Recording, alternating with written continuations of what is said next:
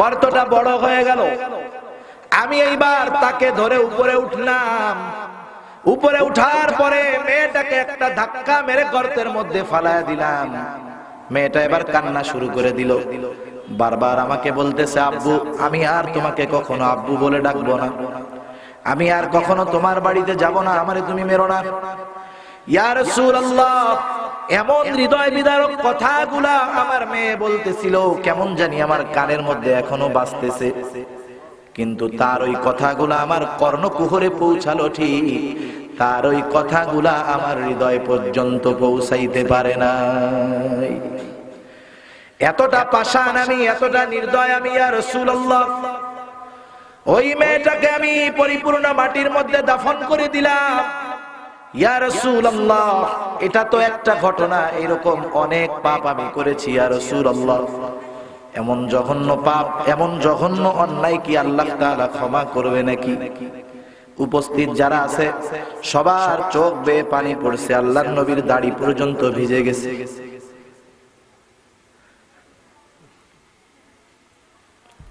রাসূলুল্লাহ সাল্লাল্লাহু আলাইহি ওয়াসাল্লাম বলে, দাহিয়াতুল কলব,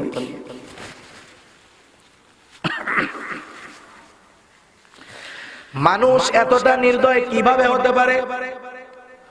মানুষ কিভাবে এতটা পাষাণ হতে পারে? দাহিয়াতুল কলবি, এটা আমার বুঝে আসে না। কিন্তু শুনে নাও, ইসলাম তো, ঈমান তো এমন একটা নেয়ামত, ইন্নাল ইসলাম ইয়াহদিমু মা ক্বাবলা। এর চাইতে বড় অপরাধ যদি হয়, কোন বেঈমান যদি ঈমান আনে, আল্লাহ তাআলা তার অতীতের সব পাপ মাফ করে দেয়। শুধু তাই নয়, ঈমান এমন দামি একটা নেয়ামত, কোন মানুষ যদি পাপ করে, গুনাহ করার পরে বেঈমানের তওবা হলো ঈমান আনার মাধ্যমে হলো তার তওবা, আর ঈমানদার গুনাহ করেছে আল্লাহর কাছে মাফ চাবে, তওবা করবে, এটা তার তওবা। এখন যদি কেউ ইখলাসের সাথে তওবা করে, বেঈমান যদি ঈমান আনে, আল্লাহ তাআলার কাছে যদি তার ঈমান গ্রহণ হয়ে যায়, তওবা গ্রহণ হয়ে যায়, আল্লাহ বলেন, ইল্লা মান তাবা ওয়া আমানা ওয়া আমিলা আমালান সালিহান ফাউলাইকা ইউবাদদিলুল্লাহু সাইয়্যাতিহিম হাসানাত। আল্লাহ রাব্বুল আলামিন বলেন, যে তওবা করলো, তওবা করার পরে, খালেস তওবার পরে নেক আমল করলো, আমিলা আমালান সালিহা, নেক আমল করলো, গুনার কাজ করলো না, আল্লাহর নাফরমানি করলো না, আল্লাহ তাআলা জানায় দেন, ইউবাদদিলুল্লাহু সাইয়্যাতিহিম হাসানাত। আল্লাহ তাআলা তার পাপ রাশিগুলোকে নেকের দ্বারা আল্লাহ বদল করে দেয়। সেজন্য ঈমান এমন একটা দামি নেয়ামত, এই ঈমানের কারণে পাবো আমরা জান্নাত, ঠিক কিনা বলেন? আল্লাহ তাআলা সেই কথাই আমাদেরকে বলেন, মুমিন বান্দা সবচাইতে সফল জান্নাতি হবে সে, যে নাকি জান্নাতুল ফেরদাউসে যেতে পারবে। এই জন্য নবী আমার বলেন, তোমরা যখন আল্লাহ তাআলার কাছে জান্নাত চাইবা, জান্নাতুল ফেরদাউস চাইবা, কারণ আল্লাহ তাআলা নিজ কুদরতি হাতে এই জান্নাতুল ফেরদাউস বানিয়েছে। الذي أرسله الله تعالى ورسوله بالحق بشيرا ونذيرا وداعيا إلى الله بإذنه سراجا وقمرا منيرا. أما بعد فأعوذ بالله من الشيطان الرجيم. بسم الله الرحمن الرحيم. إن الذين آمنوا وعملوا الصالحات كانت لهم جنات الفردوس نزلا خالدين فيها لا يبغون عنها حولا وقال رسول الله صلى الله عليه وسلم من قال لا إله إلا الله دخل الجنة أو كما قال النبي عليه الصلاة والسلام صدق الله العلي العظيم وصدق رسوله النبي الكريم ونحن على ذلك من الشاهدين والشاكرين والحمد لله رب العالمين سبحانك لا علم لنا إلا ما علمتنا إنك أنت العليم الحكيم আমরা মুহাব্বতের সাথে জবান খুলে সবাই দুরূদ শরীফ পাঠ করি আল্লাহুম্মা সাল্লি আলা মুহাম্মাদিন ওয়া আলা আলি মুহাম্মাদ কামা সাল্লাইতা আলা ইব্রাহিম ওয়া আলা আলি ইব্রাহিম إنك حميد مجيد اللهم بارك على محمد وعلى آل محمد كما باركت على إبراهيم وعلى آل إبراهيم إنك حميد مجيد मुहम्मद ने आकर कुफर को मिटाया कुफर को मिटाकर सदाकत को बताया बलगल उला बिकमालिही कशफत दुजा बिजमालिही हसनत जमीउ खिसालिही सल्लु अलैहि व आलिहि ला इलाहा इल्लल्लाह। এই অপারেটর ভাই বক্সে হালকা দেন, বক্সের আওয়াজটা রিভার্ব দিয়ে ছেড়ে দেন, দরকারে বক্সের ভলিউম একটু কমায় দেন, রিভার্ব দিয়ে আওয়াজটা ছেড়ে দেন। এমনি তো গলা আমার গলায় ফেস ফেস লাগতেছে, ঠিক আছে? হ্যাঁ হ্যাঁ, হালকা ভলিউম অনেক লাগবে, সুন্দর করে দেন। একটু জিকির করি আমরা, লা ইলাহা ইল্লাল্লাহ লা ইলাহা ইল্লাল্লাহ লা ইলাহা ইল্লাল্লাহ। জিকির করি না, লা ইলাহা ইল্লাল্লাহ। এটার ভলিউম আরো, এটা ভলিউমটা কমান, হ্যাঁ, আওয়াজটা টোন দিয়ে একটু শক্ত করে। লা ইলাহা ইল্লাল্লাহ লা ইলাহা ইল্লাল্লাহ।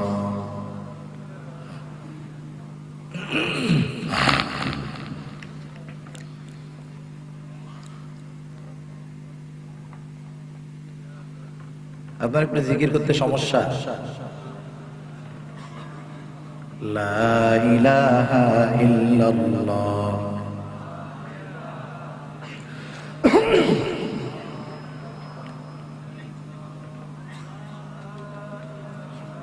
লা ইলাহা ইল্লাল্লাহ লা ইলাহা ইল্লাল্লাহ।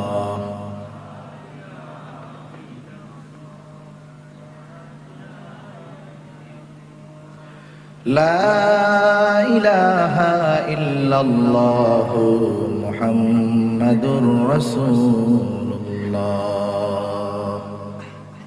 সাল্লাল্লাহু আলাইহি ওয়াসাল্লাম। আলহামদুলিল্লাহ, ঐতিহ্যবাহী চট্টগ্রাম জেলার অন্তর্গত হাটহাজারী থানাধীন উত্তর মাদ্রাসা ইসলামী সমাজ সেবা পাঠাগারের উদ্যোগে আয়োজিত 41তম 2 দিন ব্যাপী তাফসীরুল কোরআন মাহফিলের প্রথম দিনের সম্মানিত শ্রদ্ধেয় সভাপতি, আমন্ত্রিত উলামায়ে কেরাম, সামনে উপস্থিত মুরব্বিয়ানে কেরাম, সমবয়সী যুবক বন্ধু, স্নেহের ছোট ভাই এবং পর্দার অন্তরালে অবস্থানরতা সম্মানিত শ্রদ্ধেয়া মা ও বোন, দয়াময় আল্লাহ রাব্বুল আলামিনের দরবারে অগণিত শুকর যে মহান মালিক আমাদের হায়াতে বরকত দিয়ে সুস্থ রেখে এতক্ষণ পর্যন্ত উলামায়ে কেরামের জবান থেকে বহু দামি কথা শ্রবণ করবার, আমাকেও আপনাদের খেদমতে কিছু দ্বীনি কথা পেশ করবার লক্ষ্যে যে মহান মালিক সুস্থ অবস্থায় এখানে আসার তৌফিক দিয়েছেন, সেই মালিককে খুশি করার জন্য মোহাব্বতের সাথে জবান খুলে অন্তর থেকে আমরা একবার কালিমাতুশ শুকর পাঠ করি, আলহামদুলিল্লাহ। অগণিত দুরূদ ও সালাম সাইয়্যিদুল আম্বিয়া, আশরাফুল আম্বিয়া, খাতামুল আম্বিয়া, বিশ্ব নবী, শেষ নবী, শ্রেষ্ঠ নবী মুহাম্মদুর রাসূলুল্লাহ সাল্লাল্লাহু আলাইহি ওয়াসাল্লামের প্রতি। আল্লাহ তাআলা আমাদেরকে এখানে আসার জন্য কবুল করেছেন, তাই আমরা আসতে পেরেছি, বসতে পেরেছি। কি বলেন? আল্লাহ যদি তৌফিক না দিতেন আমরা এখানে আসতে পারতাম না। এই মাঠটা মনে হয় ফুটবল খেলার মাঠ, তাই না?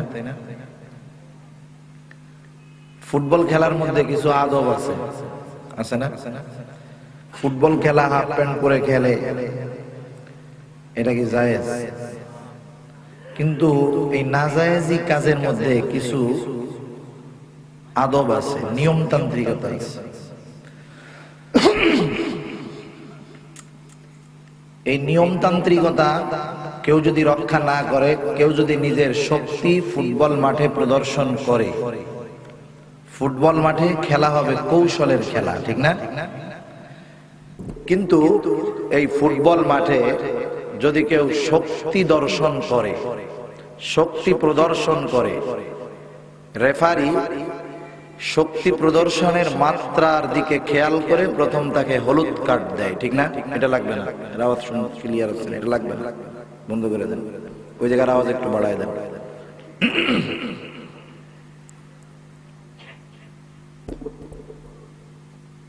এরপরে যদি তার শক্তি প্রদর্শনের কৌশল বা গতি আরো বেশি হয়, লাল কার্ড দেখায় মাঠ থেকে বের করে দেয়, ঠিক কিনা বলেন?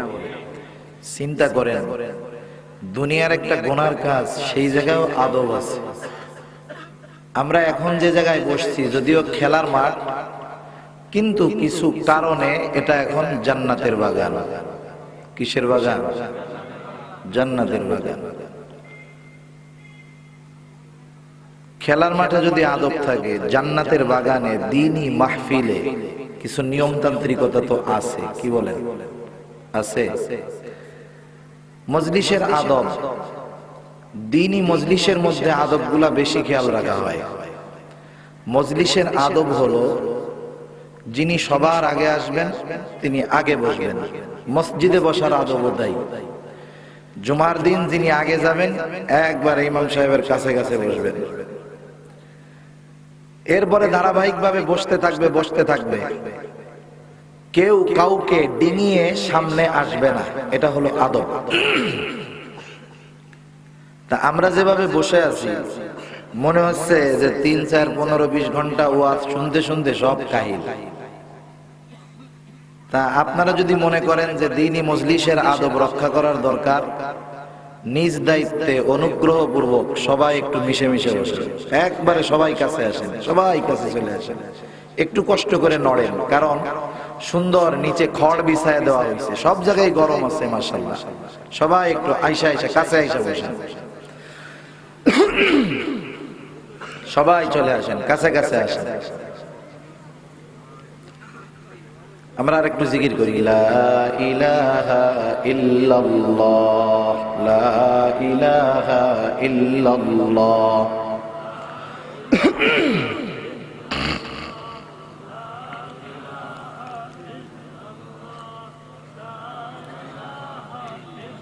পেছনের ভাই যারা আছেন একটু আগায় বসেন। মুরব্বীরা আগায় আসছে, যুবকরা যদি পিছনে বসে থাকে এটা কেমন দেখা যায়? লা ইলাহা ইল্লাল্লাহ, লা ইলাহা ইল্লাল্লাহ, লা ইলাহা ইল্লাল্লাহ, মুহাম্মাদুর রাসূলুল্লাহ সাল্লাল্লাহু আলাইহি ওয়াসাল্লাম। আপনারা রাগ হইছেন নাকি? কারণ পবিত্র কোরআনুল কারীমের একটা সূরার নাম হলো সূরাতুল জিলজাল। এই সূরার তাফসীরে ইবনে কাসীরের মধ্যে আসছে রাসূলুল্লাহ সাল্লাল্লাহু আলাইহি ওয়াসাল্লাম থেকে বর্ণনা। হযরত আনাস রাদিয়াল্লাহু তাআলা আনহু বলেন, দুনিয়ার মধ্যে মানুষ যেই স্থানগুলোর উপরে গুনাহ করবে অথবা পাপের কাজ করবে, যেই জায়গার উপরে করবে, সেই জায়গা পর্যন্ত তার পক্ষে অথবা বিপক্ষে সাক্ষী হবে। এই যে নড়ে চড়ে বসলেন, ওই জায়গা থেকে এই জায়গা আসছেন, এতটুকু হাঁটা লাগছে না? হতে পারে এই হাঁটাটুকু যেই জায়গার উপরে হয়েছে, এই জায়গাটা কিয়ামতে আমার পক্ষে সাক্ষী হইতে পারে। তা যাই হোক, আমি আপনাদের সামনে পবিত্র কোরআনুল কারীমের একটা আয়াতের অংশ এবং রাসূলুল্লাহ সাল্লাল্লাহু আলাইহি ওয়াসাল্লামের অগণিত হাদিস থেকে একটা হাদিসের অংশ তিলাওয়াত করেছি। আল্লাহ তাআলার কাছে তৌফিক চাই, অল্প সময় আপনাদের খেদমতে কিছু কথা আল্লাহ আমার জবান থেকে বের করেন, যে কথাগুলো আমাদের সকলের দুনিয়া এবং আখিরাতের জন্য কল্যাণকর হয়। সকলে বলি আমিন। প্রতিটা মানুষ সফল হতে চায়, যে যেই লাইনে আছে সেই লাইনে সে সফল হতে চায়। যে ব্যবসা করে সে চায় ব্যবসার লাইনে আমি একজন নাম করা বড় ব্যবসায়ী হব। যে খেলাধুলা করে সে চায় আমি সারা দুনিয়ার খেলোয়াড়দের মধ্যে অন্যতম সেরা খেলোয়াড় হব। এইরকম কাজগুলা যে যেই পেশায় সে চায় আমি ওই লাইনে ওই কাজে সফল হব। ঠিক কিনা বলেন? গোনার লাইনে যারা আছে এরাও চায়, যারা আন্ডারওয়ার্ল্ডে আছে, সন্ত্রাসী গ্যাংস্টার, এরাও চায় যে এই সন্ত্রাস জগতে, গ্যাংস্টার জগতে, আন্ডারওয়ার্ল্ড জগতে আমি এক নাম্বার ডন হব। চাই কি চায় না? যে চুরি করে মানে সেও চায় যে আমি বিখ্যাত চোর হব, ধরা না পড়ি জানি কোনোদিন। হার লাইনে সবাই চায় আমি বিখ্যাত হতে চাই। আজকে তো মানুষ শুধু বিখ্যাত হইতে চায়, সেলিব্রিটি হইতে চায়। দুনিয়ার সেলিব্রিটি আসল সেলিব্রিটি নয়, দুনিয়ার সফলতা আসল সফলতা নয়। সফল হলো সে আখিরাতে যে সফল হবে। ঠিক কিনা বলেন? কারণ দুনিয়ার মধ্যে সফলতা এটা যে চূড়ান্ত সফলতা তা নয়, বরং আল্লাহ তাআলা বলেন ফামান যুহজিহা আনিন নারি ওয়া উদখিলাল জান্নাতা ফাকাদ ফাজ। আল্লাহ রাব্বুল আলামিন বলেন যে জাহান্নাম থেকে বেঁচে জান্নাতে প্রবেশ করলো সে হলো সফল। আল্লাহ রাব্বুল আলামিন জানায় দেন মূলত সফল হলো যে জাহান্নাম থেকে জান্নাতে যাবে, জাহান্নামের আগুন থেকে বেঁচে যাবে, জান্নাতে প্রবেশ করবে, সে হলো সফল। তার ওই সফলতা হবে এমন সফলতা, একবার জান্নাতে প্রবেশের মাধ্যমে সফল হবে, অনন্তকাল সফল থাকবে। তার সফলতা তার থেকে কেউ কেড়ে নিতে পারবে না। দুনিয়ার মধ্যে কত রেকর্ড হয়, কত মানুষ সফল হয়, সব কাজের রেকর্ড একজন গড়ে আর একজন ভেঙে ফেলে। ঠিক কিনা বলেন? একজন সফল হয় তার চাইতে আর একজন সফল আরো বেশি হয়। একজন প্রতি ক্লাসে প্রতি পরীক্ষায় 100-র মধ্যে 85 পেয়ে উত্তীর্ণ হয়, আবার তারপরে একজন প্রতি ক্লাসের প্রতি পরীক্ষায় 90 পায়, আর একজন 100-তে 100 পেয়ে অতীতের সব রেকর্ড গুলা ভেঙে ফেলে। তার মানে দুনিয়ার রেকর্ড, দুনিয়ার সফলতা, মানুষ যেই সফলতা যেটাকে মনে করে হয়তো সে আজকে কোটি টাকার মালিক হয়ে মনে করে যে ও সফল, আর একজন দেখা যাবে 100 কোটি টাকার মালিক, তখন ওই কোটি টাকার মালিকের সফলতা আর থাকে না। কিন্তু জান্নাতে যাওয়ার মাধ্যমে যেই সফলতা অর্জন হয় সেই সফলতা শুরু হয়, সেটা কখনো কিন্তু সফলতাটা কেউ ভাঙতে পারে না, সেই সফলতা থাকে অনন্তকাল। সেজন্য মুমিন আমাদের অন্তরে এই তামান্না থাকার প্রয়োজন। আমরা জানি আল্লাহ প্রদত্ত যেই কথা, আল্লাহর যেই কথার আলোকে জানি সফল হতে পারি, তাহলে আল্লাহ বললেন সফল হলো সে জান্নাতে যাবে যে, ঠিক কিনা বলে? এই সফলতার রেজাল্ট হবে পরকালে। পরীক্ষার হলের মধ্যে পরীক্ষা দেওয়া হয়, পরীক্ষার হলের থেকে রেজাল্ট দেওয়া হয় না। পরীক্ষা যেমনটা দেওয়া হলো তার আলোকে 2 মাস 3 মাস পরে রেজাল্ট দেওয়া হয়। অনুরূপভাবে দুনিয়া হইল এই পরীক্ষার জায়গা। দুনিয়ায় পরীক্ষায় কেউ উত্তীর্ণ হওয়ার মাধ্যমে, ভালো পরীক্ষা দেওয়ার মাধ্যমে পায় আখিরাতের সফলতা। পরীক্ষায় যদি ভালো না করে তাহলে সে আখিরাতে অর্জন করে বিফলতা। কর্ম হবে দুনিয়ায়, ফলাফল হবে পরকালে। সেজন্য যেই লোকটার দুনিয়ার কর্ম সুন্দর, তার আখিরাত সুন্দর, ঠিক কিনা বলেন?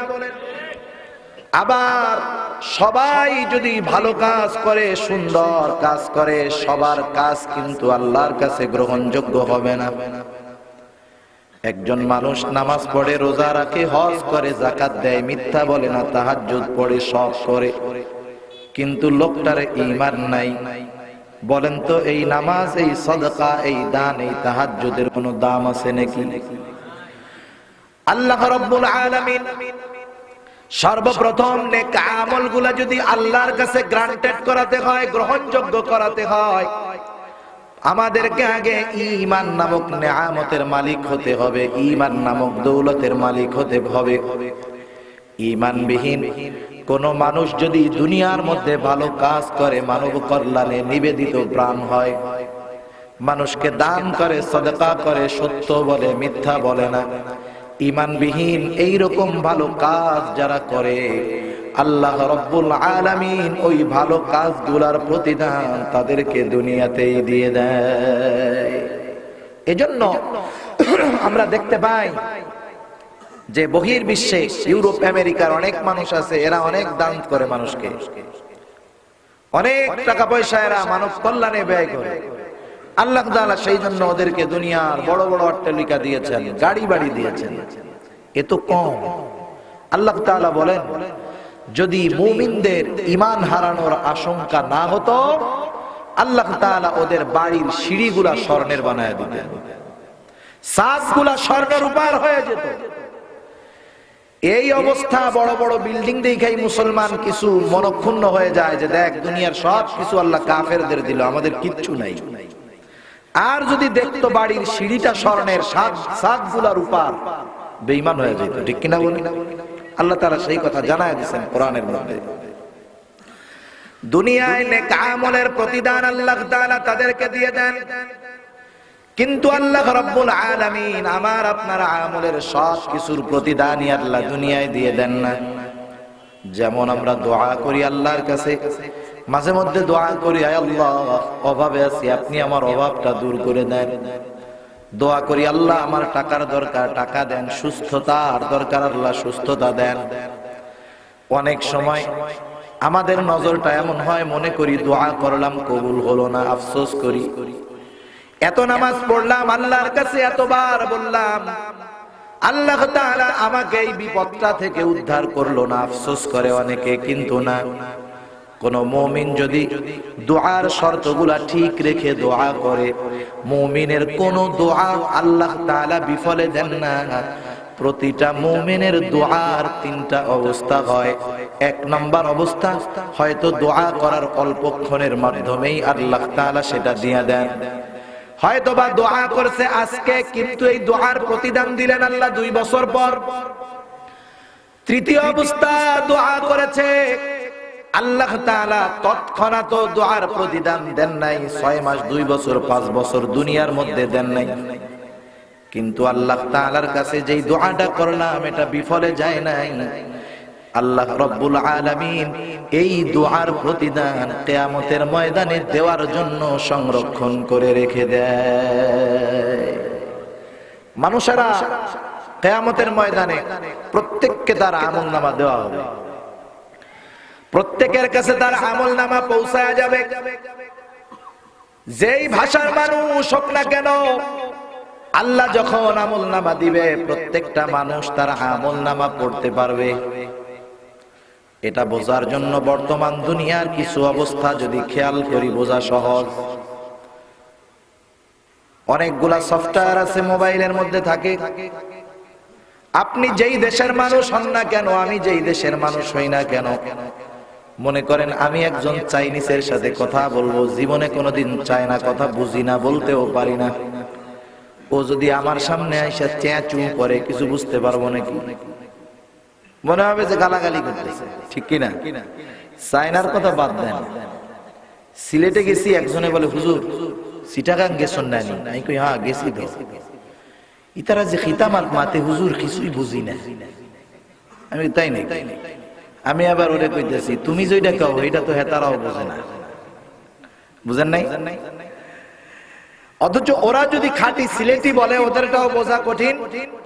আপনারাও যদি একেবারে আমাদেরকে না বোঝানোর উদ্দেশ্যে দ্রুত গতিতে চট্টগ্রামের ভাষা বলেন, বোঝা কঠিন, ঠিক না?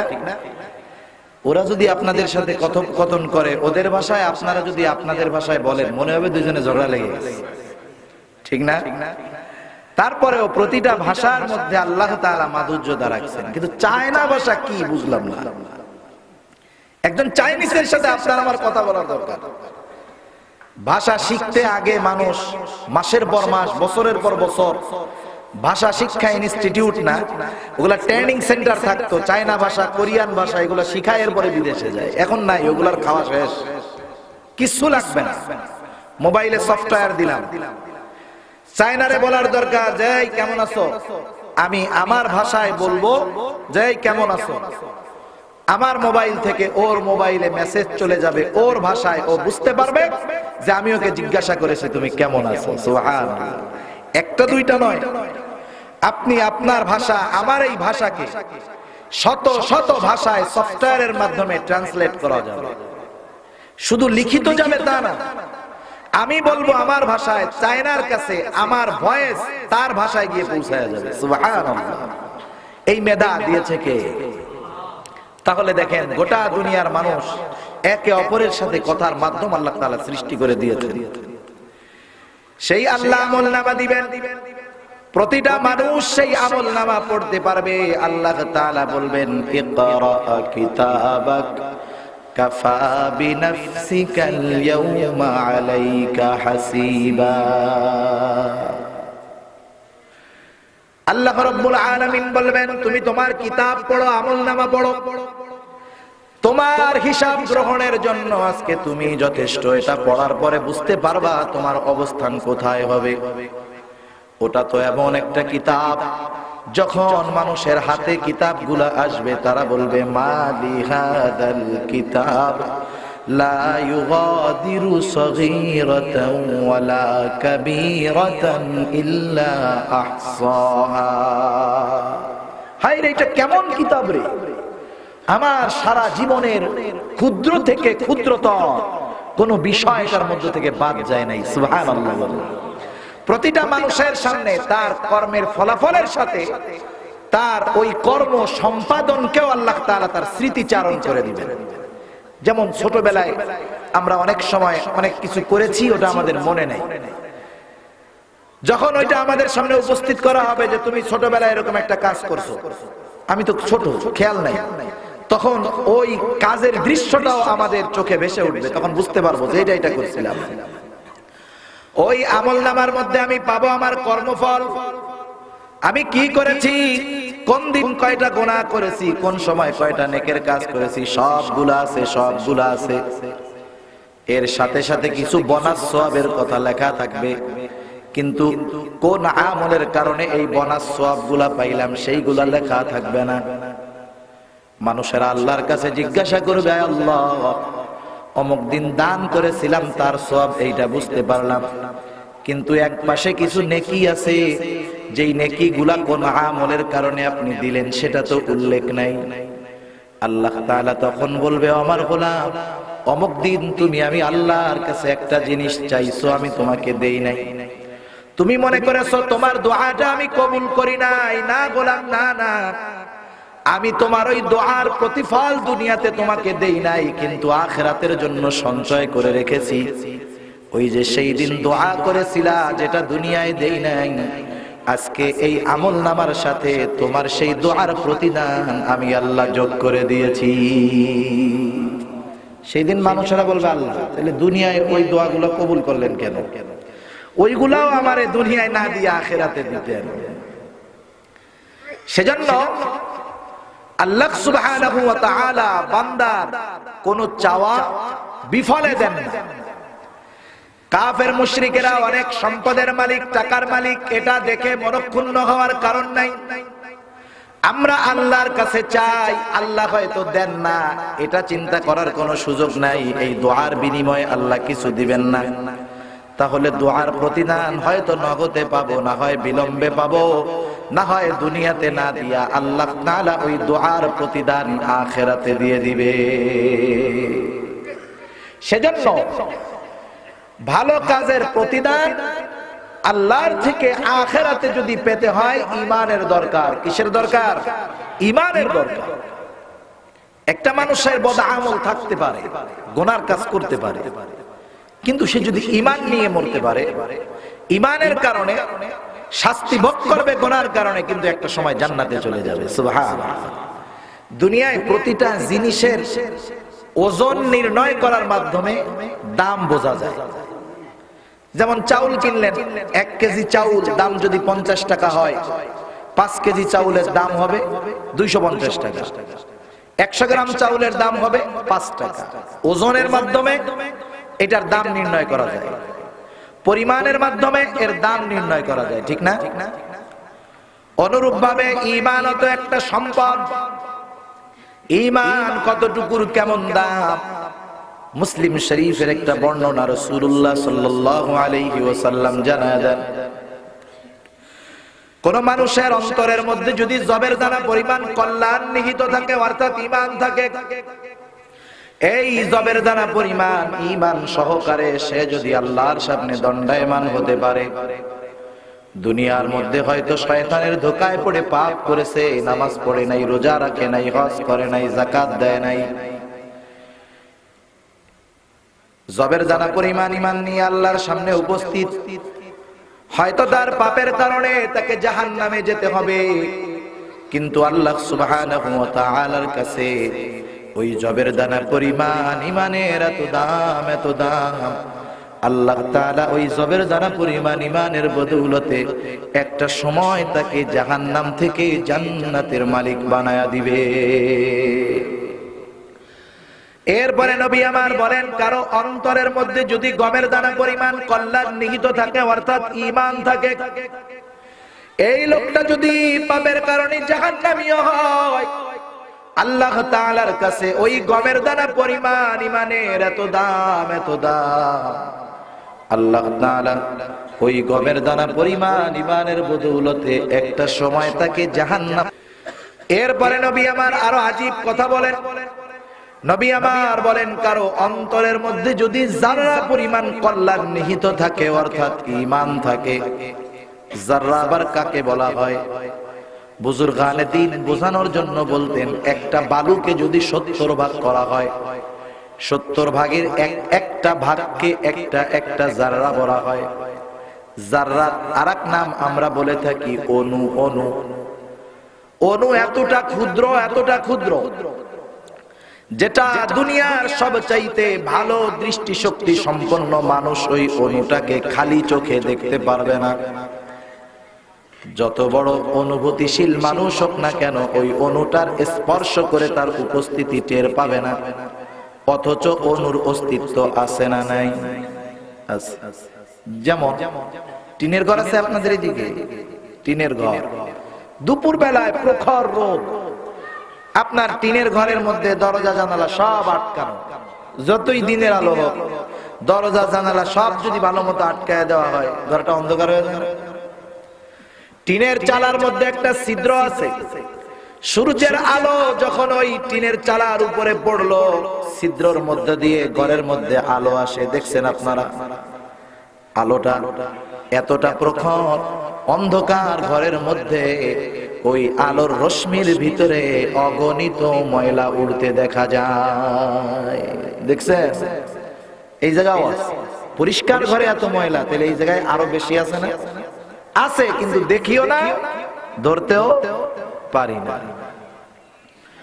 রাসূলুল্লাহ সাল্লাল্লাহু আলাইহি ওয়াসাল্লাম বলেন, কারো অন্তরের মধ্যে যদি এই যাররা পরিমাণ কল্যাণ তথা ঈমান থাকে, এই লোকটা যদি পাপের কারণে জাহান্নামীও হয়, আল্লাহ তাআলার কাছে এই অনুপরিমাণ ঈমানের এত দাম, এত দাম। আল্লাহ তাআলা এই অনুপরিমাণ ঈমানের বদৌলতে একটা সময় তাকে জাহান্নাম থেকে জান্নাতের মালিক বানায়া দিবে। নবী আমার এক হাদিসের মধ্যে বলেন, যেই লোকটা সবচাইতে ছোট জান্নাতের মালিক হবে, সেই লোকটার জান্নাতের পরিধি হবে কমপক্ষে এই দুনিয়ার 10 গুণ। সুবহানাল্লাহ বলবেন না? নাকি এত ছোট নিয়ে খুশি না আপনারা? এত ছোটতে খুশি না? এটা তো সবচাইতে ছোটটা, যার ঈমান যাররা পরিমাণ আছে, সে পাবে এই দুনিয়ার 10 গুণ পরিমাণ একটা জান্নাত। তাহলে যাররা পরিমাণ ঈমানের দাম মিনিমাম এই দুনিয়ার 10 গুণের সমান একটা জান্নাতের সমান। তাইলে এই ঈমানটা কত দামি সম্পদ, যে ঈমানের কারণে আল্লাহ জান্নাত দিবে। যাররা পরিমাণ ঈমান, যেই যাররা হাত দিয়ে ধরা যায় না, চোখ দিয়ে দেখা যায় না, এতটুকু ঈমানের কারণে আল্লাহ তাআলা এই দুনিয়ার 10 গুণ পরিমাণ একটা জান্নাত দিয়ে দিবে। সুবহানাল্লাহ বলেন। জায়গার অভাব পড়ে যাবে? অভাব আছে নাকি জায়গা? অভাব নেই। এ কথা তো আজকের না, এ কথা 1500 বছর আগের থেকে রাসূলুল্লাহ সাল্লাল্লাহু আলাইহি ওয়াসাল্লাম বলে গেছেন। তার উম্মতেরা, নায়েবে নবী, নবীর ওয়ারিসেরা এই কথাগুলো আমাদের মধ্যে বলতেছেন, ঠিক না? আজ থেকে 50, 60, 100 বছর আগেও যদি কথাগুলা বলতো, এই ওয়াজগুলা করতো, নাস্তিকেরা হাসাহাসি করত, বলে দেখ বলে কি, দুনিয়ার মধ্যে মানুষের থাকার জায়গার অভাব হয়ে যাইতেছে, খাবার সংকট পড়ে যাইতেছে, আর এরা নাকি বলে এদেরকে এদের আল্লাহ জান্নাতে গেলে সবচাইতে ছোটটা যারা দিবে তারাও নাকি এই দুনিয়ার 10 গুণ পরিমাণ একটা জান্নাত দিবে। হুজুরে বলে কি? সেই জন্য ওরা দুনিয়াব্যাপী স্লোগান ছড়িয়ে দিচ্ছে, 2টার বেশি নয়, একটা হলে ভালো হয়। কিসের স্লোগান বুঝেন? Family planning. 2টার বেশি নয়, একটা হলে ভালো হয়। এটা কোনো মুসলমানের স্লোগান হতে পারে না। এই স্লোগানগুলা যারা দেয়, এই স্লোগানগুলা যারা দেয়, তাদের পেছনে সবচাইতে বেশি অর্থ ব্যয় করে আমেরিকা। আমেরিকার প্রেসিডেন্ট, বর্তমান প্রেসিডেন্ট বাইডেন, এর আগে ছিলেন ট্রাম্প। ট্রাম্পের বাচ্চা কাচ্চা হলো 6টা, বাইডেনের হলো 5টা। আচ্ছা, যে স্লোগান দেয়, যারা এই কথার প্রবর্তক, তারা কিন্তু এই কথার উপরে আমল করে না। তাহলে মুসলমানদের উপরে এত প্রয়োগ কেন? বাড়িতে বাড়িতে গিয়া ফ্রি ট্যাবলেট সহ যা প্রয়োজন সব কিছু ঘরে ঘরে ফ্রি পৌঁছায় দেয় না? পৌঁছায় দেয়। কেন দেয়? মূল জনসংখ্যা, খাবারের অভাব, থাকার জায়গার অভাব, এটা কারণ না। কারণ ওরা মুসলমানরা সংখ্যায় বেড়ে যাবে এই ভয় পায়, ঠিক কিনা বলেন? ওদের ভয় হলো এটা, মুসলমানদের সংখ্যা বেড়ে যাবে এই ভয়। ওদের অন্তরের মধ্যে তো তাকবীরের আওয়াজ ভূমিকম্প সৃষ্টি করে দেয়, ঠিক কিনা বলেন? ট্রাম্প সাহেব একবার এক এয়ারপোর্টের মধ্যে নাইমা ভাষণ দিচ্ছে, পেছন দিক দিয়া খিদা জানি কইছে আল্লাহু আকবার। অবস্থা তো খারাপ জায়গার মধ্যে। চিন্তা করছেন এই তাকবীরটাকে কেমন ভয় পায় ওরা? বুলেট বোমারেও এত ভয় পায় না, মুসলমানের তাকবীরের আওয়াজকে এরা যত ভয় পায়, ঠিক কিনা বলেন? ওরা বলে এত জায়গা পাবে কোথায়, এত মানুষ থাকবে কোথায়? আর আমরা তো আল্লাহর নবীর পবিত্র জবানের কথা জেনেছি, দুনিয়ার মধ্যে জায়গা থাক আর না থাক, আল্লাহ রাব্বুল আলামিন যখন কোনো বাচ্চা মায়ের পেটের মধ্যে আসে, যখন তাকে রূহ দেওয়া হয়, প্রাণ দেওয়া হয়, ওই রূহ দেওয়ার সাথে সাথে কতদিন বেঁচে থাকবে, কতটুকু রিজিক তার লাগবে, সব কিছুর বাজেট ওই বাচ্চা পেটের মধ্যে থাকতেই আল্লাহ নির্ধারণ করে দেয়। মায়ের পেটের মধ্যে একটা বাচ্চা প্রায় 6 মাসের উপরে অবস্থান করে। এমন একটা জায়গায় প্রতিটা বাচ্চা মায়ের পেটের মধ্যে থাকে, 3 স্তর বিশিষ্ট অন্ধকার একটা জায়গার মধ্যে থাকে, সুরক্ষিত স্থানে। আল্লাহ বলেন ফি করারিম মাকিন। যার প্রাণ আছে তার খাবারের প্রয়োজন। আমাদের বিজ্ঞান বলে যে একটা ঘাসেরও প্রাণ আছে। এই ঘাসটার খাবার হলো রোদ। আপনি যদি ঘাসটার উপরে একদিন ঢাকনা দিয়ে রাখেন, পরের দিন ও মারা যাবে। সবুজ ঘাসটা একদিন পরেই হলুদ হয়ে যাবে, কারণ সে তার খাবার পায় নাই। অনুরূপভাবে প্রতিটা প্রাণের খাবারের প্রয়োজন। এখন মায়ের পেটের মধ্যে আল্লাহ তাআলা আমাকে আপনাকে প্রাণ দিয়েছেন, খাবার কোথা দিয়ে পৌঁছাবো? দুনিয়ার কোনো মা, দুনিয়ার কোনো বাবা এই চিন্তা করে না আমার সন্তানটা তার মায়ের পেটের মধ্যে প্রাণ পেল, কিভাবে খাবে, কিভাবে মলত্যাগ করবে। বলেন তো, এই চিন্তা কেউ করে নাকি? এই চিন্তা কেউ করে না। অথচ দেখেন আল্লাহ সুবহানাহু ওয়া তাআলা 3 স্তর বিশিষ্ট অন্ধকার একটা সুরক্ষিত জায়গায় যে আল্লাহ তাআলা 6টা মাসের উপরে বাঁচায় রাখলেন, অথচ সেই জায়গাটা পানির মধ্যে থাকা লাগছে। পানির মধ্যে, দুনিয়ার মধ্যে আসার পরে পানির মধ্যে নিঃশ্বাস নেওয়া যায় না, কিন্তু মায়ের পেটের মধ্যে সন্তান তরল পদার্থের মধ্যে ভাসে। ওই জায়গায় আল্লাহ তাআলা পেটের মধ্যে প্রতিটা শিশুর জন্য খাবার এবং অক্সিজেন পর্যন্ত আল্লাহ সরবরাহ করে দেয়। দুনিয়ার কোন পাওয়ার আছে ওইখানে খাবার পৌঁছাবে? আছে কেউ? অথচ আল্লাহ তাআলা যেইখানে খাবার পৌঁছানো, অক্সিজেন পৌঁছানো অসম্ভব, সেই জায়গায় যেই আল্লাহ খাওয়াতে পারে, সেই জায়গায় যেই আল্লাহ অক্সিজেন পৌঁছাতে পারে, সেই আল্লাহ এই সুবিশাল দুনিয়ার মধ্যে পাঠিয়ে তার বান্দাকে খাবারের অভাবে মেরে ফেলবেন, এটা কশ্চিন কালেও হতে পারে না। মুমিন এই বিশ্বাস অন্তরে লালন করতে পারে না। সেজন্য আল্লাহ রাব্বুল আলামিন বলে, সাবধান, ওয়ালা তাকতুলু আওলাদাকুম খাশিয়াতা ইমলাক। খাবারের সংকট পড়বে এই ভয়ে সাবধান, তোমরা তোমাদের সন্তানগুলোকে হত্যা করবা না। যদি এমনটা করো, দুনিয়ায় আসার পরে করো অথবা মায়ের পেটের মধ্যে বিভিন্ন সিস্টেমে যেভাবেই করো না কেন, কিয়ামতের ময়দানে তাহলে তুমি ওই শিশুর হত্যাকারী হিসাবে আল্লাহর সামনে দাঁড়াতে হবে। যে কথা থেকে গেলাম, আল্লাহ তাআলা তার বান্দার রিজিকের ব্যবস্থা করেন। যেমন আগের আমলে আমরা দেখতাম একটা পরিবার একটা বাড়ি নিয়ে থাকতো, যেই বাড়িটা হয়তো 10 শতক 20 শতকের উপর, এক বাড়িতে থাকতো একটা ফ্যামিলি, ঠিক কিনা বলেন? সময়ের পরিবর্তন হলো। চট্টগ্রাম শহরে যদি কারো 10 শতক একটা জমি থাকে, 10 শতক লাগবে না। আগে 20 শতকে থাকতো একটা পরিবার। এখন যদি চট্টগ্রাম শহরে 5 শতক 6 শতক জমি কারো থাকে, ওই 6 শতক জমির উপরে সুন্দর মতো 10 তলা বিল্ডিং যদি বানানো হয়, 6 শতক জমির উপরে 40টা পরিবার বসবাস করতে পারে। পারে না? বহুতল ফ্ল্যাটগুলোর ভিতরে কত মানুষ থাকে? দুবাইয়ের বিল্ডিংটা প্রায় 1 কিলোমিটার লম্বা, হাজার হাজার ফ্যামিলি থাকে একটা বিল্ডিং এর মধ্যে। এ বুদ্ধি দিছে কে? আল্লাহ তাআলা দিয়েছে। তাহলে দেখেন, আগে এক জায়গায় যেই লোক থাকা লাগতো, যার যতটুকু জায়গা লাগতো একটা ফ্যামিলি, ওই পরিমাণ জায়গায় 100 ফ্যামিলি বসবাস করতে পারবে আরামসে, সুন্দরভাবে আল্লাহ ব্যবস্থা করে দিল। মুরব্বীদের মুখে শুনেছি একটা সময় বছরে একটা জমিনে একটা ফসল হতো। যেই জমিনে ধান বছরে একবার ধান হতো, যেই জমিনে পাট বছরে একবার পাট হতো।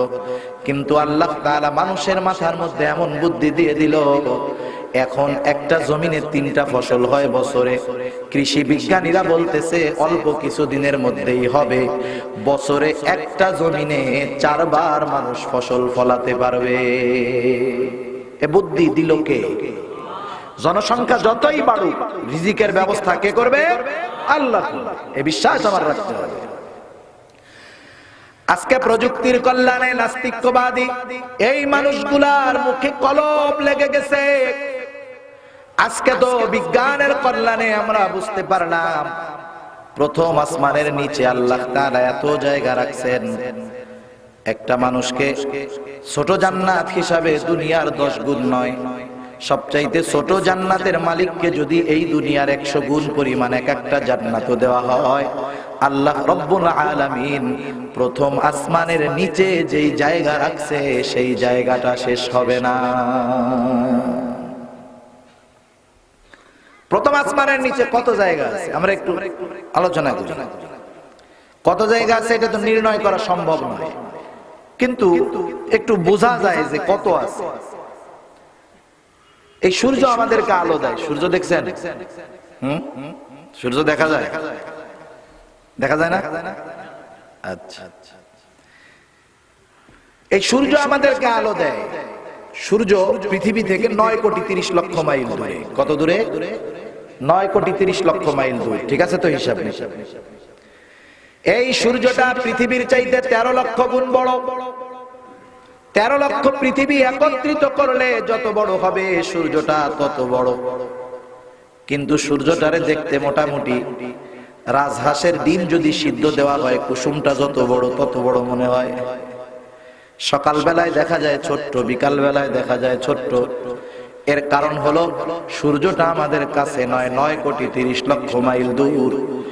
এই বিশাল দূরত্বের কারণে পৃথিবীর চাইতে 13 লক্ষ গুণ বড় সূর্যটাকে একটা ডিমের কুসুমের মতো মনে হয়। সূর্যের কেন্দ্রস্থল থেকে পৃথিবীর কেন্দ্রস্থলে আলো দেয় সূর্য।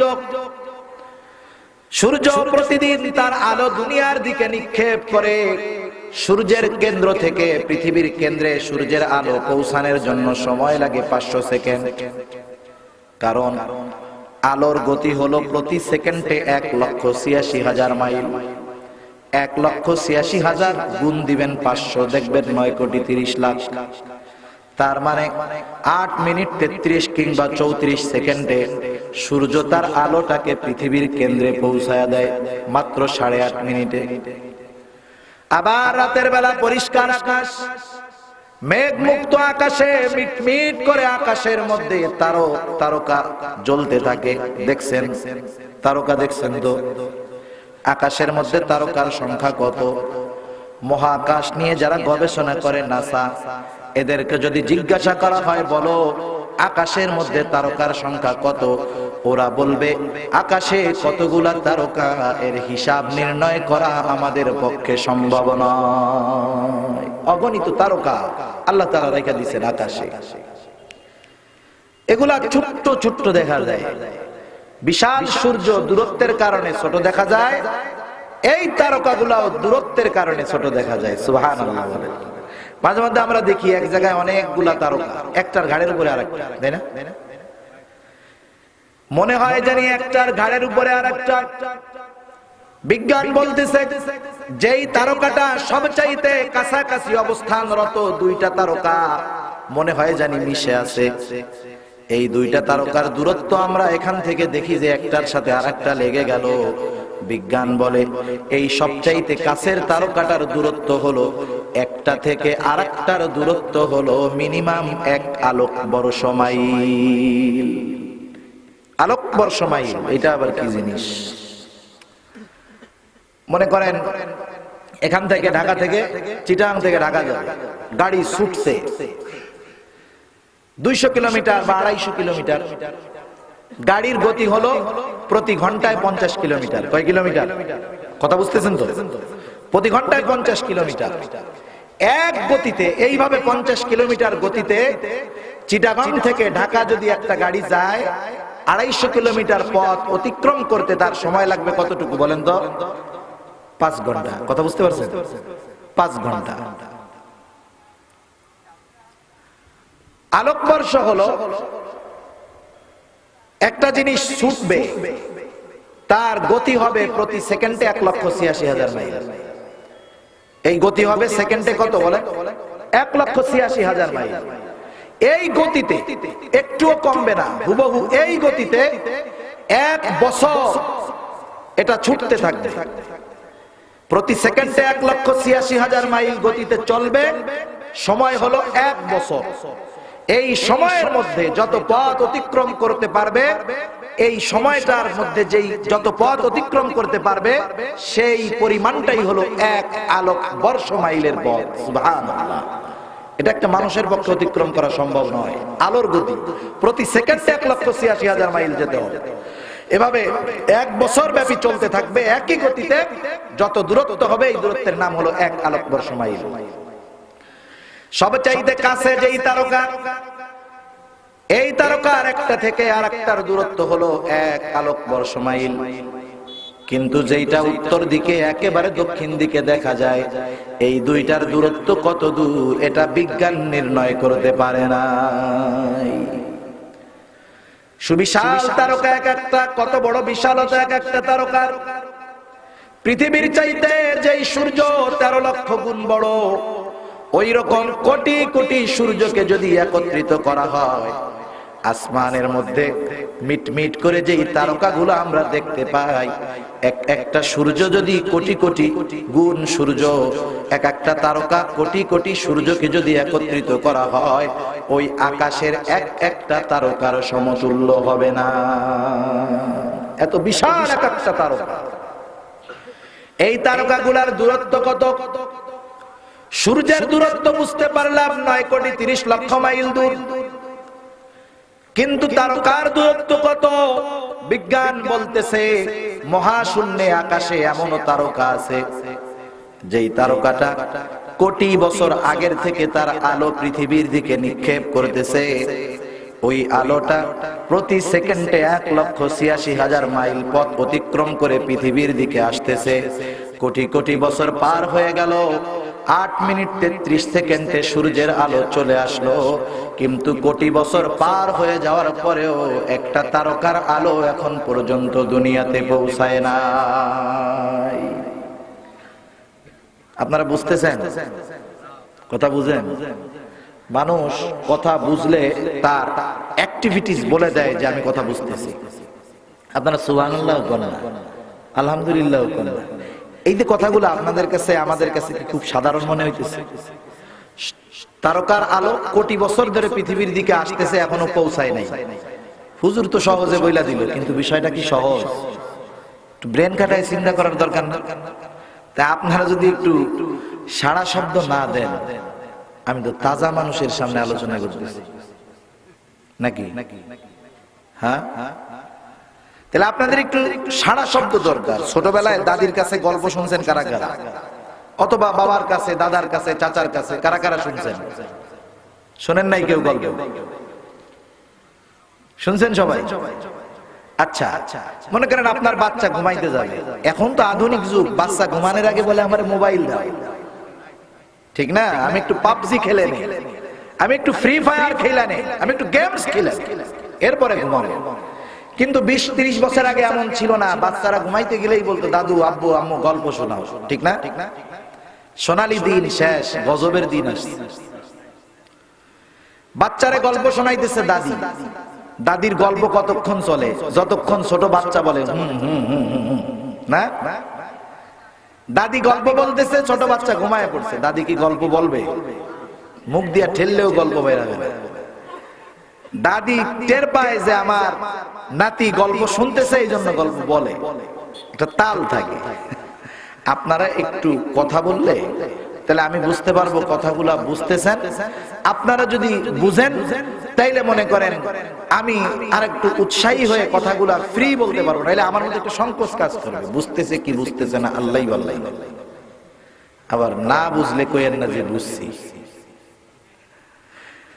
তো তারকা এত দূরে যে তারকার আলো প্রতি সেকেন্ডে 1,86,000 মাইল গতিতে পৃথিবীর দিকে আসতেছে, এখন পর্যন্ত পৌঁছাইতে পারে নাই। সুবহানাল্লাহ। এখন এই তারকাগুলো কোন জায়গায়? আল্লাহ তাআলা পবিত্র কোরআনুল কারীমের মধ্যে বলেন, ইন্না যায়্যানাস সামাআদ দুনিয়া বিজিনাতিনিল কাওয়াকিব। আল্লাহ রাব্বুল আলামিন বলেন, আমি দুনিয়ার আসমানকে তথা আকাশকে নক্ষত্রপুঞ্জ দ্বারা সুসজ্জিত করেছি। এই যে সুবিশাল সুবিশাল তারকা, এগুলা অনেক উপরে নয়, এগুলা সব হলো প্রথম আসমানের নিচে। এবার নিজের দিকে চিন্তা করেন, পৃথিবীর অবস্থান কোথায়?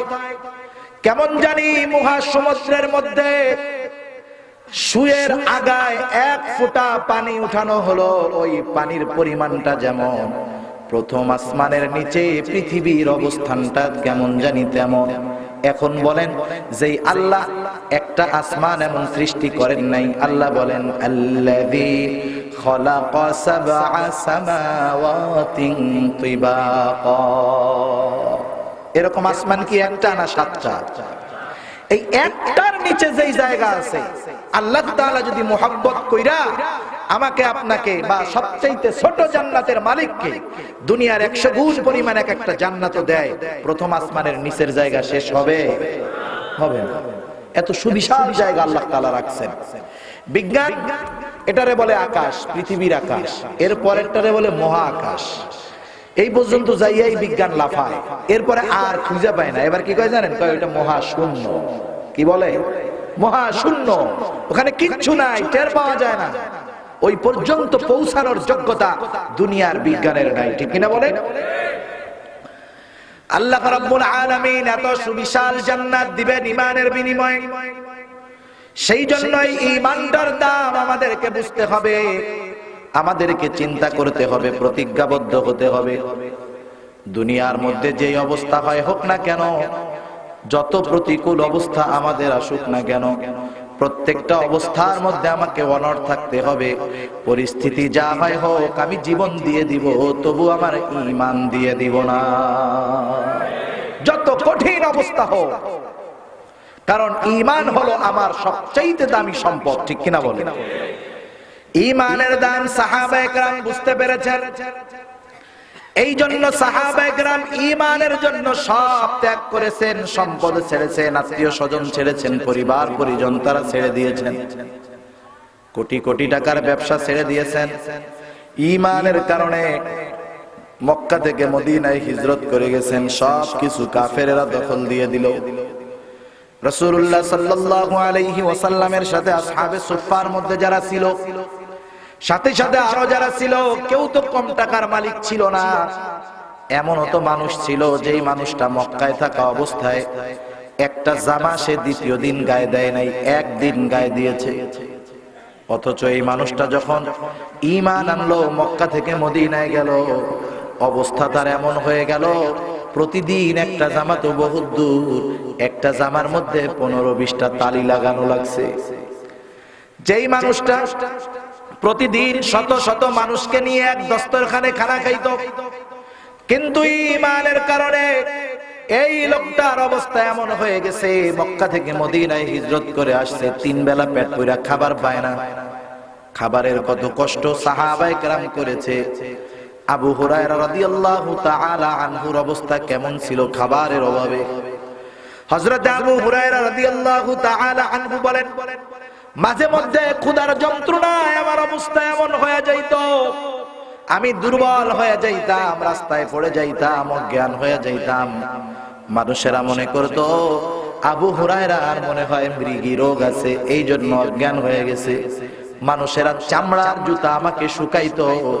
আল্লাহর কসম, কোন রোগের কারণে আমার এমনটা হতো না, ক্ষুধার যন্ত্রণায়, ক্ষুধার তীব্রতায় আমি অজ্ঞান হয়ে যাইতাম। এমন অবস্থা, ক্ষুধার যন্ত্রণা করছে ওরা, ঈমানের দাম বোঝার কারণে, ঠিক কিনা বলেন? আত্মীয় স্বজন সব কিছু পরিত্যাগ করে দিয়েছে, কলিজার টুকরা সন্তানকে ছেড়ে দিয়েছে, ঈমানের কারণে দুশমনকে বন্ধু বানায় নিছে, ঈমানের কারণে নিজের বাপকে দুশমন বানায় ফেলছে, ঠিক কিনা?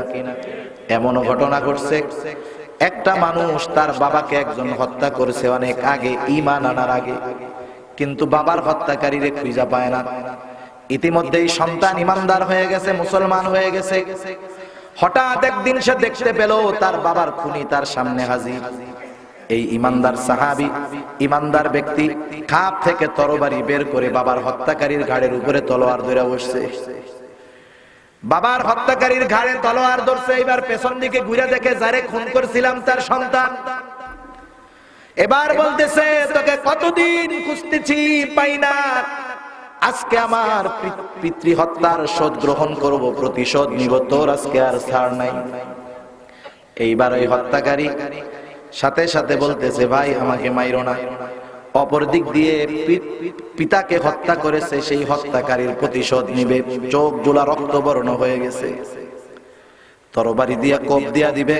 ইতিমধ্যে বাবার হত্যাকারী বলতেছে ভাই আমাকে মেরো না, আমি পড়ে নিলাম লা ইলাহা ইল্লাল্লাহু মুহাম্মাদুর রাসূলুল্লাহ, আমি ঈমান আনলাম। সাথে সাথে রক্তচক্ষু বিশিষ্ট সেই লোকটার তরবারি তার গর্দান থেকে নিচে নেমে গেছে। বুকের মধ্যে টেনে কপালে চুমু খেয়ে বলে ভাই আজকে থেকে তুই আমার আর দুশমন নয়, আজকে থেকে তুই হয়ে গেলি আমার বন্ধু। কারণ তুমি যত বড় অপরাধ করো না কেন, যত অন্যায় পাপাচার করো না কেন, ঈমান হলো এমন একটা নিয়ামত, ইন্নাল ইসলাম ইয়াহদিমু মা ক্বাবলা, ইসলাম হলো এমন এক মেডিসিন, কোন কাফের যদি ঈমান আনে, ঈমান আনার সাথে সাথে তার অতীতের সব পাপ আল্লাহ ক্ষমা করে দেয়। হযরত দাহিয়াতুল কলবি রাদিয়াল্লাহু তাআলা আনহু ঈমান আনলেন। ঈমান আনার পরে কান্না করতেছে। রাসূলুল্লাহ সাল্লাল্লাহু আলাইহি ওয়াসাল্লাম জিজ্ঞাসা করে ও দাহিয়াতুল কলবি, ঈমানের মাধ্যমে তোমার জাহালাতের অবসান ঘটেছে, তুমি কান্না করো কেন? দাহিয়াতুল কলবি বলে ইয়া রাসূলুল্লাহ, আমার জীবনের সাথে এমন কিছু স্মৃতি মিশে আছে, সেই স্মৃতিগুলার কথা আমার মনে পড়ে। ইয়া রাসূলুল্লাহ, আমার আল্লাহ কি আমার ওই ধরনের পাপগুলা ক্ষমা করবে নাকি? হযরত দাহিয়াতুল কলবি রাদিয়াল্লাহু তাআলা আনহু ছিলেন জাহেলিয়াতের সময় জীবন্ত মেয়েদেরকে দাফন করা করত যারা, তাদের সরদার ছিল দাহিয়াতুল কলবি। তিনি শত শত জীবন্ত মেয়েকে, জীবন্ত কন্যাকে দাফন করছে মাটির মধ্যে। রাসূলুল্লাহ সাল্লাল্লাহু আলাইহি ওয়াসাল্লাম জিজ্ঞাসা করে দাহিয়াতুল কলবি, এমন কোন বিষয় তোমার মনে পড়ে গেল যার কারণে তোমার মনে হচ্ছে আল্লাহ তোমাকে ক্ষমা করবে না? দাহিয়াতুল কলবি বলে ইয়া রাসূলুল্লাহ, আমার একটা মেয়ে সন্তান ছিল, আমি দীর্ঘদিনের সফরে বের হচ্ছিলাম, এই সময় আমার স্ত্রী সন্তান সম্ভব ছিল। আমি স্ত্রীর কাছে ওসিয়ত করে গেলাম, স্ত্রী গো, আমি তো দীর্ঘদিনের সফরে বের হচ্ছি, আমার যদি কোনো ছেলে সন্তান হয় তো ভালো কথা, কিন্তু যদি কন্যা সন্তান হয় তুমি দাফন করে ফেলবা, মাটিতে পুঁতা দিবা। কারণ তৎকালীন সময়ে কোন মানুষ তার কন্যা সন্তান হওয়া এটাকে মান সম্মানের জন্য হানিকর মনে করত। রাসূলুল্লাহ সাল্লাল্লাহু আলাইহি ওয়াসাল্লাম কে দাহিয়াতুল কলবি বলতেছে ইয়া রাসূলুল্লাহ, এই ওসিয়ত করে আমি বাড়ি থেকে চলে গেলাম। ঘটনাক্রমে আমার একটা মেয়ে হলো, আমার স্ত্রী আমার কথা না মেনে মেয়েটাকে লালন পালন করা শুরু করলো, বেশ বড় হয়ে গেল। আমি বাড়িতে ফিরে আসলাম, আসার পরে জিজ্ঞাসা করলাম কি খবর? আমার স্ত্রী আমাকে দেখায় বলল এই হলো তোমার সন্তান, মেয়েটা বেশ বড় হয়ে গেছে, আমার সাথে চলতে পারে, আমাকে আব্বা বলে ডাকতে পারে। কিন্তু আমার মনের মধ্যে ক্ষোভ, আমার স্ত্রী আমার কথা না মেনে আমার কন্যাটারে জিন্দা দাফন না করে লালন পালন করছে, বড় হয়ে গেছে। আমার স্ত্রী আমাকে বারবার বুঝাইলো দেখো এমনটা করো না, কিন্তু আমি অন্তরে অন্তরে সুযোগ খুঁজতে থাকলাম কখন এই মেয়েটাকে জিন্দা দাফন করা যায়। আমি ওর সাথে খুব ভালো আচরণের অভিনয় শুরু করলাম, যার কারণে আমার স্ত্রী বুঝতে পারলো না যে আমার মনের মধ্যে কি আছে। কার মনের মধ্যে কি আছে কেউ জানে? কত জায়গায় দেখি বন্ধুরে দাওয়াত দিয়ে না বাড়িতে খাওয়াইয়া মেরে ফেলাইতেছে। সম্প্রতি কয়েকদিন আগে এরকম একটা ঘটনা ঘটছে, বন্ধুরে দাওয়াত দিয়া নিজের বাড়ি আনছে, পেট ভরে খাওয়াইছে, সাইজ করে দিচ্ছে। আমার স্ত্রী আমার কুমতলব বুঝতে পারে নাই, কিন্তু আমার মনের মধ্যে তো এই চিন্তা, সুযোগ পাইলে ওকে জিন্দা দাফন করে দিব। একদিন আমি আমার স্ত্রীকে বললাম, ওই স্ত্রী মেয়েটাকে সাজায় দাও, বেড়াইতে নিয়ে যাব। এতদিনের আচরণে আমার স্ত্রীর অন্তর থেকেও ভয় ডর সব দূর হয়ে গেছে, মনে করছে আমি আর কিছু বলবো না। মেয়েটাও আমার সাথে খুব সুন্দরভাবে চলাফেরা করে, আমার আব্বু আব্বু বইলা ডাকে। আমি মেয়েটাকে নিয়ে রওনা হলাম, হাতের মধ্যে মাটি খোঁড়ার জন্য যা দরকার কোদাল টোদাল নিয়ে রওনা হইছি।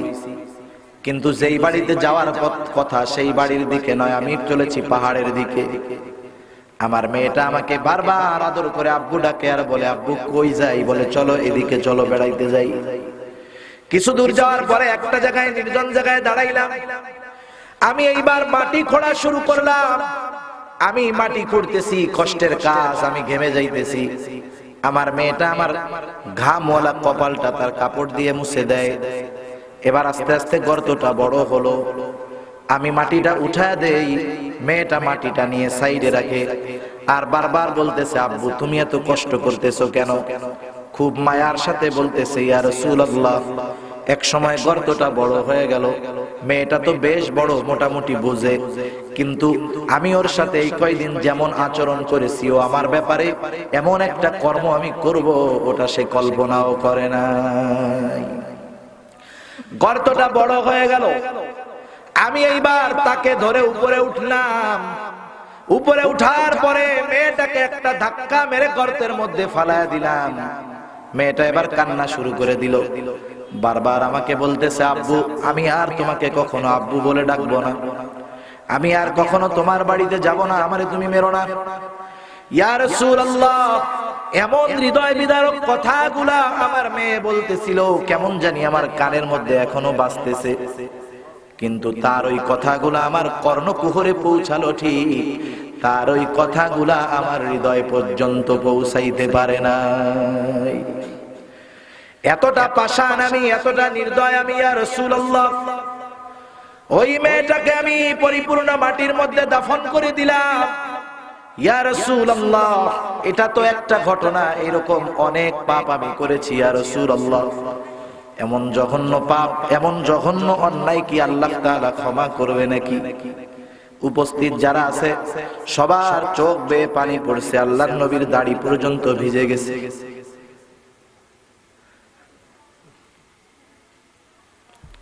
রাসূলুল্লাহ সাল্লাল্লাহু আলাইহি ওয়াসাল্লাম বলে, দাহিয়াতুল কলব,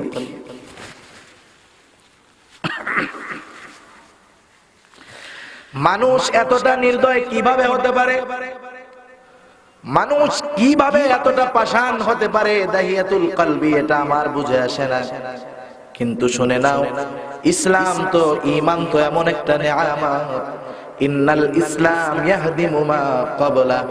এর চাইতে বড় অপরাধ যদি হয়, কোন বেঈমান যদি ঈমান আনে, আল্লাহ তাআলা তার অতীতের সব পাপ মাফ করে দেয়। শুধু তাই নয়, ঈমান এমন দামি একটা নেয়ামত, কোন মানুষ যদি পাপ করে, গুনাহ করার পরে বেঈমানের তওবা হলো ঈমান আনার মাধ্যমে হলো তার তওবা, আর ঈমানদার গুনাহ করেছে আল্লাহর কাছে মাফ চাবে, তওবা করবে, এটা তার তওবা। এখন যদি কেউ ইখলাসের সাথে তওবা করে, বেঈমান যদি ঈমান আনে, আল্লাহ তাআলার কাছে যদি তার ঈমান গ্রহণ হয়ে যায়, তওবা গ্রহণ হয়ে যায়, আল্লাহ বলেন, ইল্লা মান তাবা ওয়া আমানা ওয়া আমিলা আমালান সালিহান ফাউলাইকা ইউবাদদিলুল্লাহু সাইয়্যাতিহিম হাসানাত। আল্লাহ রাব্বুল আলামিন বলেন, যে তওবা করলো, তওবা করার পরে, খালেস তওবার পরে নেক আমল করলো, ওয়া আমিলা আমালান সালিহা, নেক আমল করলো, গুনার কাজ করলো না, আল্লাহর নাফরমানি করলো না, আল্লাহ তাআলা জানায় দেন, ইউবাদদিলুল্লাহু সাইয়্যাতিহিম হাসানাত, আল্লাহ তাআলা তার পাপ রাশিগুলোকে নেকের দ্বারা আল্লাহ বদল করে দেয়। সেজন্য ঈমান এমন একটা দামি নেয়ামত, এই ঈমানের কারণে পাবো আমরা জান্নাত, ঠিক কিনা বলেন? আল্লাহ তাআলা সেই কথাই আমাদেরকে বলেন, মুমিন বান্দা সবচাইতে সফল জান্নাতি হবে সে, যে নাকি জান্নাতুল ফেরদাউসে যেতে পারবে। এই জন্য নবী আমার বলেন, তোমরা যখন আল্লাহ তাআলার কাছে জান্নাত চাইবা, জান্নাতুল ফেরদাউস চাইবা, কারণ আল্লাহ তাআলা নিজ কুদরতি হাতে এই জান্নাতুল ফেরদাউস বানিয়েছে। সেজন্য জান্নাতুল ফেরদাউসে যদি যেতে হয়, ঈমানের পাশাপাশি নেক আমল লাগবে। আল্লাহ রাব্বুল আলামিন সেই কথা বলেন, ইন্নাল্লাযীনা আমানু ওয়া আমিলুস সালিহাত কানাত লাহুম জান্নাতুল ফিরদাউসি নুজুলা। নিশ্চয়ই যারা ঈমান আনে ও আমলে সালেহ করে, নেক কাজ করে, তারা হলো জান্নাতুল ফিরদাউসের মেহমান। কারা কারা জান্নাতুল ফিরদাউসের মেহমান হতে চায়? নারায়ে তাকবীর। আর একটু জোরে দেন, নারায়ে তাকবীর। আলহামদুলিল্লাহ। হাত নামান। জান্নাতুল ফিরদাউসের মেহমান হব। মেজবান কে হবে? কে হবে? আল্লাহ। আপনাদের এলাকায় মেজবানি খাওয়ায়নি? মেজবানি, মেজবানি, মেজবানি। মেজবানির মধ্যে যিনি খাওয়ান উনি কি মেজবান না? যিনি খাওয়ান তিনি চেষ্টা করেন সর্বাত্মক ভালো খাওয়ানোর জন্য। আল্লাহ তাআলা মেজবান হবেন, আপনি আমি মেহমান হব। আমি যদি দুনিয়ার কারো বাড়িতে মেহমান হই, মনে করেন আমি আমার বন্ধুর বাড়ি গেলাম, আপনি আপনার বিয়ের বাড়িতে গেছেন, মহব্বত কইরা বিয়ে কয়দিন থাকবেন? 3 দিন। চিন্তা করছে 3 বছর পরে বিয়েরে পাইছি, 3 দিনে কি খাওয়াবো? লিস্ট করছে। লিস্ট কইরা মোটামুটি 9 বেলা ভারী খাবার, 3 বেলা হালকা খাবার, প্রতিদিন 6 বেলা, তাহলে 3 6 18 বেলা। ভারী খাবারের বেলায় কি হবে? প্রত্যেক বেলায় গরুর মাংস, গরুর মাংস ঝোল দিয়া, ভুনা দিয়া, আলু দিয়া, 3-4 প্রকার। বিয়ায় আসতে খালি গরু রানলে হয় নাকি? রান্দো খাসি, খাসির রেজালা করবা, খাসির ভুনা করবা, এরপরে দেশি মুরগি, দেশি মুরগির তরকারি, রোস্ট, ঝোল সব। মুরগি গরু খাসি মিলে তরকারি হইছে 9 আইটেম। বিয়াই নিজে হাতে খাওয়াইতেছে, সকাল বেলায় দিছে। প্রত্যেকটা থেকে যদি এক এক পিস খায়, কয় পিস হয়? গোশ 9 পিস। সকালে খাওয়াইছে, দুপুরে খাওয়াইছে, রাত্রে খাওয়াইছে। পরের দিন সকালে কি বিয়াই আর উঠতে পারবে? এই গোশতগুলাই তো পেটের মধ্যে মুরগি, গরু আর খাসি যে মারামারি শুরু করবে, ওর আর খাওয়ার উপায় নাই। বিয়াই শুইতেই পারবে না, বাথরুমে বসে থাকা লাগবে, ঠিক না? এরকম একদিন খাওয়ার পরে যেই মেহমান বিয়ের বাড়িতে গেছে, ও বলবে যে জায়গাতে ভাগতে পারলে বাঁচবে, ঠিক কিনা? এত খাওয়ানোর দরকার নেই, অবস্থা খারাপ, বাড়ি যাওয়ার চিন্তা ভাবনা হবে। স্বাভাবিক কোথাও যদি আমরা এমনিই বেড়াইতে যাই, বেড়াইতে যাওয়ার পরে যাদের বাড়িতে কাজ থাকে, সন্তান থাকে, পরিবার থাকে, যাওয়ার সাথে সাথে আমরা চিন্তা করি কোন সময় বাড়ি ফিরবো। বাড়িতে আমার গরু আছে, মানুষজন আছে, স্ত্রী সন্তান রয়েছে। মেহমান হয়ে যাওয়ার পরে ফিরে আসার চিন্তা আমার মাথার মধ্যে আগে ঢুকে যায়। কিন্তু জান্নাতের মেহমান যখন কেউ হবে, আল্লাহ তাআলা মেজবান হবেন, জান্নাতীরা মেহমান হবে। ওই খাবার খাইলে পেটের মধ্যে কোনো গ্যাঞ্জাম হবে না। একটাই খাবার, প্রতিটা কামড়ে, প্রতিটা চিবানোতে আলাদা আলাদা স্বাদ আল্লাহ তাআলা দিবেন। পেটের মধ্যে ভেজাল হবে না, কষ্ট হবে না। আল্লাহ রাব্বুল আলামিন বলেন, দুনিয়ার মেহমানি থাকে 3 দিন। যেমন গ্রামের ভাষায় বলে শ্বশুর বাড়ি মধুর হাড়ি, 3 দিন পরে জাটার বাড়ি। মেহমান 3 দিন, এরপরে সে পরিবারের স্বাভাবিক লোকের মতো, পরিবারের মানুষ যা খাবে সেও তাই খাবে। 3 দিন পরে আর মেহমান থাকে না, সাধারণ পরিবারের লোকের মতো হয়ে যায়। কিন্তু যখন কেউ জান্নাতে যাবে, 3 দিনের মেহমান নয়। আল্লাহ বলেন, বান্দা তুমি হলা আমার অনন্তকালের মেহমান, আর আমি হলাম তোমার অনন্তকালের মেজবান। দুনিয়ায় কারো বাড়িতে বেড়াতে গেলে বাড়িতে যাওয়ার চিন্তা আসে মাথার মধ্যে।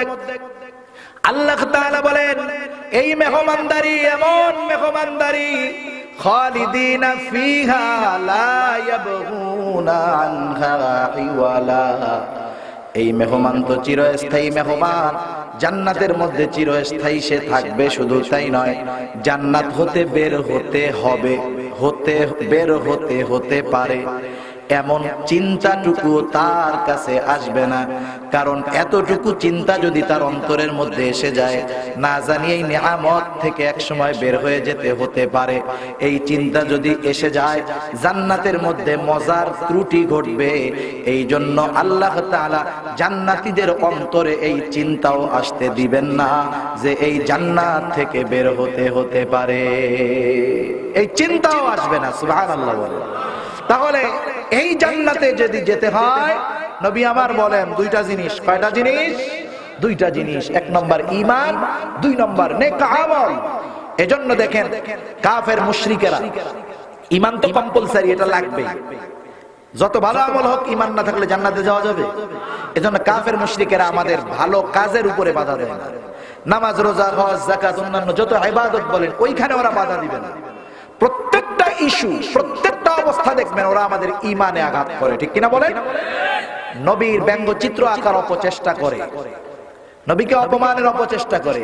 আল্লাহ তাআলা আমার আপনার নবীকে যেই শান দিয়েছেন, মান দিয়েছেন, সারা দুনিয়ার সব মানুষ মিলেও নবীর মান সম্মান কমাতে পারবে? পারবে না। এরপরেও নবীর চরিত্রের উপরে আঘাত করতে চায় কেন? কারণ নবীর মুহাব্বত অন্তরে রাখা, এটা আমাদের ঈমান, ঠিক কিনা বলেন? ওরা খুসা দিয়া দেয় আমাদের ঈমানের মধ্যে, ওরা আমাদের ঈমানকে ছিনিয়ে নিতে চায়। আফসোসের সাথে বলতে হয়, এই দামি ঈমানটা আমাদেরই মুসলমান নামদারি কিছু ভাই না বোঝার কারণে শয়তান তাদেরকে এমন কিছু প্ররোচনা দেয়, বা দুনিয়ার স্বার্থে কিছু সম্পদ, কিছু সম্মান, কিছু পদবীর লোভে এমন এমন কথা তারা জবান দিয়ে বের করে, তাদের ঈমান চলে যায়, ঠিক কিনা বলেন? আল্লাহ তাআলা আমাদের প্রত্যেককে ঈমানের দাম বুঝবার তৌফিক দান করুক, সকলে বলি আমিন। সম্মানিত হযরত চলে এসেছে, অনেক সুন্দর আলোচনা করে মুরব্বী। আপনারা সবাই বসবেন, ইনশাআল্লাহ হৃদয় ভরে আলোচনা শুনে এরপরে যাবেন। আল্লাহ তাআলা আমাদের সবাইকে ঈমানের উপরে রাখেন, ঈমানের সাথে দুনিয়া থেকে যাওয়ার তৌফিক দান করেন, সবাই বলি আমিন। ওয়া আখির দাওয়ানা আলহামদুলিল্লাহি রাব্বিল আলামিন। আসসালামু আলাইকুম ওয়া রাহমাতুল্লাহ।